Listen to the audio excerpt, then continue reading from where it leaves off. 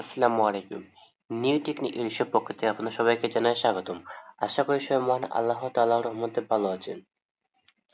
HSC 2024 সালের সংক্ষিপ্ত syllabus অনুযায়ী আজকে আমরা পরিসংখ্যান প্রথম পত্র নিয়ে আলোচনা করব। আজকে আমরা পরিসংখ্যান প্রথম পত্রের 100% ফাইনাল সাজেশন দেওয়ার চেষ্টা করব। সো বেশি কথা না বাড়িয়ে আমাদের মূল ভিডিওটি শুরু করা যাক।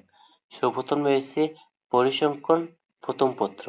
পরিসংখ্যান প্রথম পত্রের মধ্যে 2024 সালের এইচএসসি পরীক্ষার্থীর জন্য যে সংক্ষিপ্ত সিলেবাস রয়েছে সেই সিলেবাস অনুযায়ী আমরা অধ্যায় যেসব অধ্যায় আছে সেসব অধ্যায় ভিত্তিক সেইসব অধ্যায় রিসার্চ করে আমরা যেসব টপিক পেয়েছি সেসব আপনাদেরকে বলবো যাতে আপনাদের এইচএসসি 2024 সালে পরীক্ষায় ভালো কিছু আপনারা করতে পারেন পরিসংখ্যান বিষয়ে। সর্বপ্রথম হচ্ছে প্রথম অধ্যায় পরিসংখ্যানের ধারণা। পরিসংখ্যানের ধারণা থেকে আপনি একটি সিকিউ 100% ভাবে পাবেন। পরিসংখ্যান ধারণা থেকে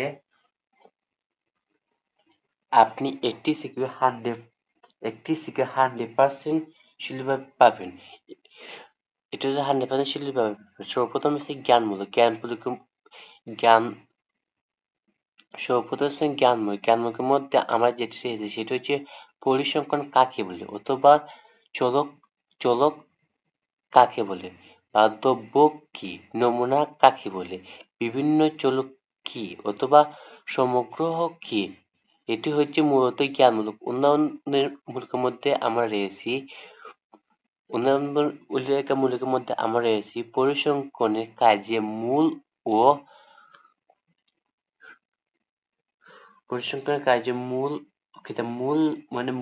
ও মাপনীয় উল্লেখ প্রভাব। তারপরে রয়েছে আমরা একটি বোঝানোর জন্য একজন শিক্ষকের নাম নিয়েছি, সেটা হচ্ছে লিয়াসার। এর বয়স 15 বছর। এটা কি এটা কি পরিসংখ্যানের পরিসংখ্যান ব্যাখ্যা করো। তারপর আমি আরেকটি রয়েছি, যেমন সাজ্জাদ হিসাব বিজ্ঞানে 50 পেয়েছে। মানে এটা কি পরিসংখ্যান ব্যাখ্যা করো। তারপর আমি এখানে আবার এসেছি, সাজ্জাদ মাসিক আয়ের গড় 30,000 টাকা। এটি পরিসংখ্যান ব্যাখ্যা করো। এটি হচ্ছে মূলত অনুদানমূলক। এবং প্রয়োগ এবং উচ্চতর গ এবং গ্রহের জন্য আমার যেসব রয়েছে সেসব হচ্ছে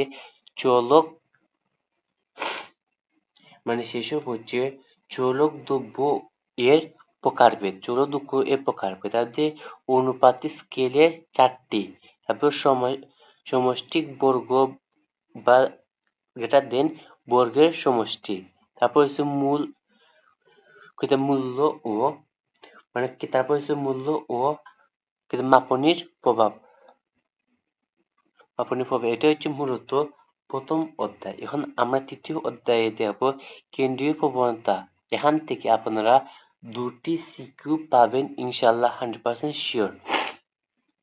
জ্ঞানমূলকের জন্য আপনারা যেটি পাবেন কেন্দ্রীয় প্রবণতা কি অথবা প্রচুরক কি, তাদের যৌক্তিক গড় কি,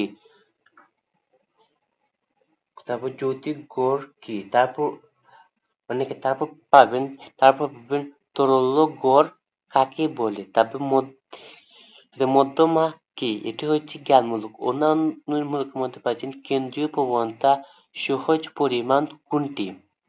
তারপর আরেকটা হচ্ছে কোন তথ্যের মান 0 হলে জ্যামিতিক গড় নির্ণয় করা যায় না ব্যাখ্যা করো। তারপর আরেকটি পাবেন আদর্শ কেন্দ্রীয় পরিমাণ কোনটি ব্যাখ্যা করো। তারপর আরেকটি পাবেন গাণিতিক গড় চরম মান দ্বারা চরম মান দ্বারা প্রবাহিত হয় ব্যাখ্যা করো। তারপর আরেকটি পাবেন কখন গাণিতিক গড় নির্ণয় করা যায় না। এটি হচ্ছে অনুদানমূলক এবং প্রয়োগ এবং উচ্চতা দক্ষতা মানে গ এবং ঘ এর জন্য আপনারা পাবেন এম, জিএম, এইচএম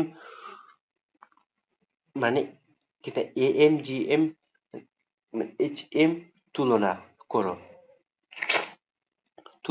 তারপর আরেকটি পাবেন মধ্যক এবং প্রচুরক নির্ণয়। আরেকটি পাবেন দুটি সংখ্যার ক্ষেত্রে এম, জিএম, এইচএম বের করার পদ্ধতি। এটি হচ্ছে মূলত তৃতীয় অধ্যায়ের যেসব পাঠ বা সাজেশন আমরা পেয়েছি। এখন আমরা পঞ্চম অধ্যায়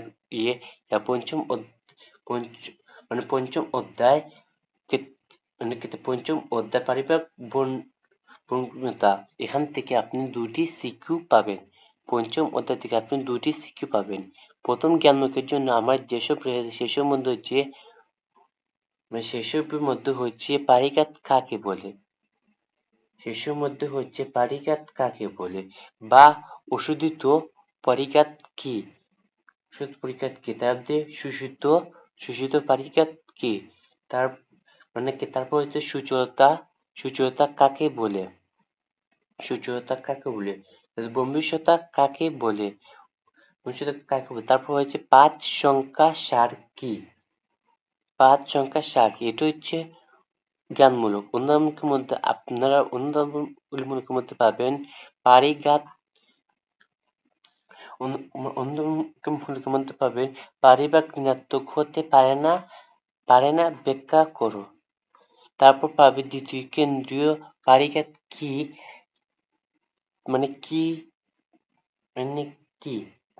মানে কি ঋণ স্তর হতে পারে ব্যাখ্যা করো। তারপর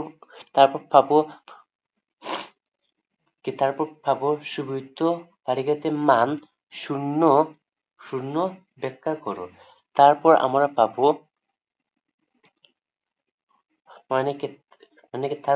পাবো ভবিষ্যতা equal to 6 এর ব্যাখ্যা করো। তারপর আমরা পাবো b1 equal to 0 ব্যাখ্যা করো। ব্যাখ্যা করো। তারপর আমরা গো এবং গো মানে প্রয়োগ ও উচ্চতা দক্ষতামূলকের জন্য আমরা যেসব পাবো কেন্দ্রীয় পরিখাত বের করার নিয়ম,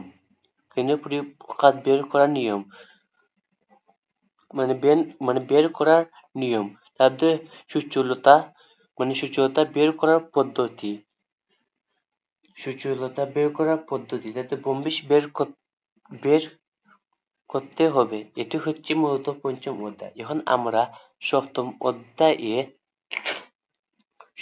অধ্যায়ের কালীন সারি থেকে দুটি সিকিউ আসবে এবং এই জ্ঞানমুখের জন্য আমরা যেসব পেয়েছি সেসব হচ্ছে কালীন সারি কাকে বলে, অথবা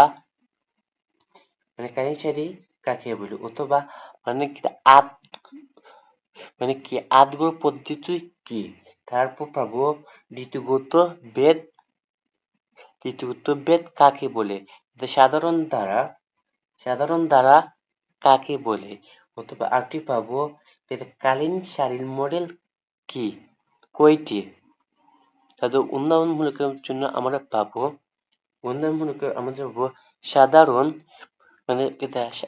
সাধারণ নির্ণয় পদ্ধতি ব্যাখ্যা করো।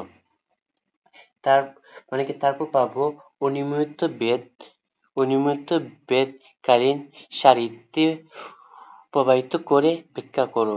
তারপর পাবো কালীন সারের মডেল কয়টি ও কি কি।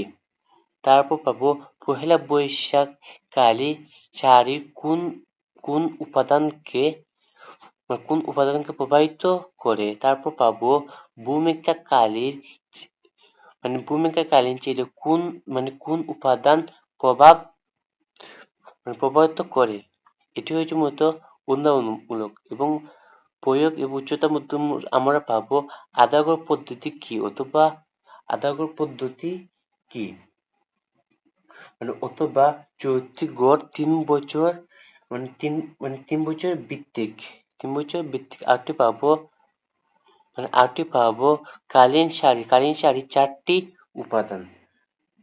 কালীন শাড়ি চারটি উপাদান। এটি আমাদের সপ্তম অধ্যায় শেষ করি। এখন আমরা অষ্টম অধ্যায়ে যাব। এখন আমরা অষ্টম অধ্যায়ে পাবো প্রকাশিত পরিসংখ্যান। এখান থেকে আপনার একটি সিকিউ আসবে ইনশাআল্লাহ। এইচএসসি 2024 সালে এখান থেকে একটি সিকিউ আসবে ইনশাআল্লাহ। জ্ঞানমুখের জন্য আমরা যেসব বলছি সেসব হচ্ছে বেসরকারি পরিসংখ্যান কি বা সরকারি পরিসংখ্যান কি, বিবিএস এর পূর্ণরূপ কি অথবা বাংলাদেশের প্রকাশিত পরিসংখ্যান কি। এটি হচ্ছে জ্ঞানমূলক। অনুধাবনমূলকের মধ্যে পাচ্ছেন বাংলাদেশে ব্যাংকের ভূমিকা ব্যাখ্যা করো, মানে খাদ্য মন্ত্রণালয়ের মানে কি বা খাদ্য মন্ত্রণালয় কোন তথ্যের উৎস। তারপর পাবেন পরিসংখ্যা বেরু ব্যাখ্যা করো এবং গো এবং গ্রহের জন্য প্রয়োগ উচ্চতর তথ্যের মধ্যে পাবে সরকার বেসরকারি মানে আদর্শকারী পরিসংখ্যান উৎস কি। তারপর পাবেন প্রকাশিত পরিসংখ্যান সমস্যা ও সমাধান ব্যাখ্যা করো।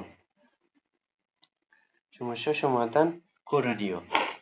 এটি হচ্ছে মূলত পরিসংখ্যান প্রথম পত্রের এর ফাইনাল সাজেশন। আশা করি যদি আপনারা খুব মনোযোগ আর ভালো করে যদি পড়েছেন, ইনশাআল্লাহ আপনার এইচএসসি 2024 সালে পরিসংখ্যাতে একটি ভালো নম্বর পেতে পারেন আল্লাহ তাআলার রহমতে। সো ভিডিওটি যদি উপকারে আসে অবশ্যই ভিডিওটি শেয়ার করে এবং চ্যানেলটি সাবস্ক্রাইব করে পাশে থাকবেন এবং বেশি বেশি শেয়ার করবেন যাতে আপনি সহ আপনার সকল বন্ধু বান্ধবরা ভিডিওটি দেখে উপকৃত হয়। সো আজকের ভিডিওটি এতটুকু পর্যন্ত। সবাই ভালো থাকবেন, সুস্থ থাকবেন। আসসালামু আলাইকুম ওয়া রাহমাতুল্লাহি ওয়া বারাকাতুহু।